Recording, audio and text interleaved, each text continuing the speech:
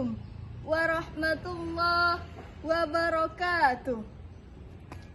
Yang terhormat Dewan Juri yang arif dan bijaksana, yang siap menggoreskan tinta kejujuran dan keadilannya, serta para sahabat da'i dan da'iyah yang dirahmati oleh Allah.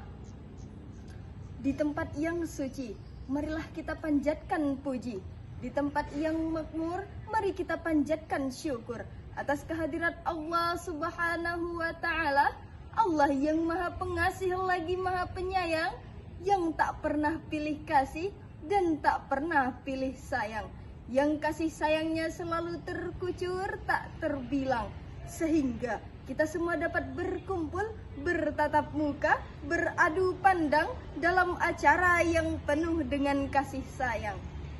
Salawat dan salam semoga kita tercurahkan kepada junjungan kita, suri tauladan kita, seorang putra dari Abdullah dan Siti Aminah.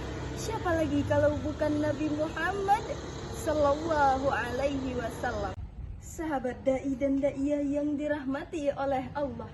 Di tengah zaman yang serba cepat ini, di mana jempol lebih dulu bergerak daripada hati yang berpikir. Oleh sebab itu, kita akan melupakan satu hal penting, yakni kekuatan kebersamaan. Kita sibuk berdebat siapa yang paling benar, sehingga kita lupa siapa yang seharusnya kita rangkul. Padahal Allah Subhanahu wa Ta'ala telah mengingatkan dalam Quran surah Al-Hujurat ayat 10. Bismillahirrahmanirrahim.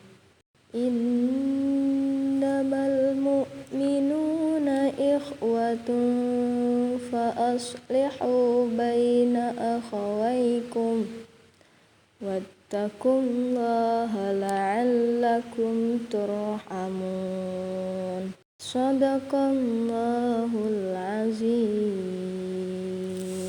Sesungguhnya orang-orang mukmin itu bersaudara, maka damaikanlah antara kedua saudaramu yang bertikai, dan bertakwalah kepada Allah agar kamu mendapat rahmat. Sahabat da'i dan da'iyah yang dirahmati oleh Allah, ukhuwah Islamiyah itu bagaikan tali yang mengikat kekuatan umat. Bila tali itu putus, maka tidak ada yang mengarahkan kita. Tetapi bila kita bersatu, maka tidak ada yang mampu memisahkan kita. Oleh karena itu, marilah kita rajut kembali ukhuwah Islamiyah dengan benang kasih sayang dan jarum keikhlasan.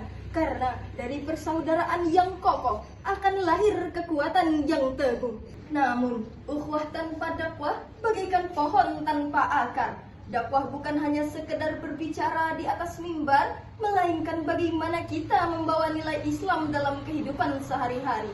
Sebagaimana Rasulullah sallallahu alaihi wasallam bersabda, "Ballighu anni walau ayat." Sampaikanlah dariku walaupun satu ayat.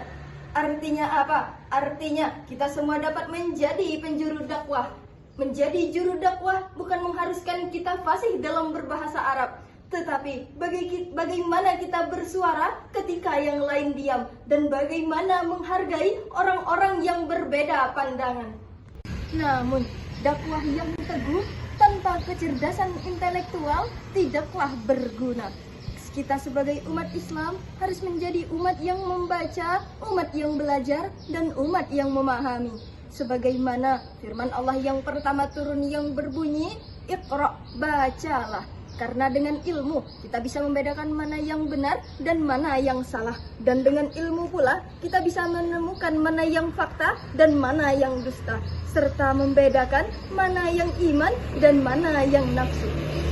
Pada kenyataannya hari ini, banyak orang yang pandai berbicara tetapi sedikit yang memahami. Banyak yang cepat menyebar tetapi tak sempat memeriksa. Maka disitulah peran kita sebagai generasi muda Islam untuk menumbuhkan intelektual agar dakwah kita berdasarkan pada ilmu dan ukhuwah kita berdiri di atas pemahaman yang benar. Hal ini mengingatkan saya pada satu perkataan pujangga Mesir yang berbunyi, Inna fi yadi syubbani amra ummah wa fi aqdamiha hayataha. Sungguh di tangan pemuda itu terdapat urusan umat, dan di kakinya lah terdapat kehidupan umat. Semoga Allah menjadikan kita generasi muda yang mampu berdakwah dengan hikmah, bukan dengan amarah, yang menyatukan bangsa, bukan memecah belah, serta yang mengamalkan ilmu dengan iman, bukan dengan kesombongan. Sahabat dai dan daiyah yang dirahmati oleh Allah, bayangkan 3 hal tadi menyatu dalam diri kita. Ukhuwah yang kokoh, dakwah yang tumbuh, serta intelektual yang teguh. Maka Islam akan kembali menjadi pelita dunia, pelita yang tidak hanya menerangi masjid, tetapi juga menerangi media dan ruang kehidupan.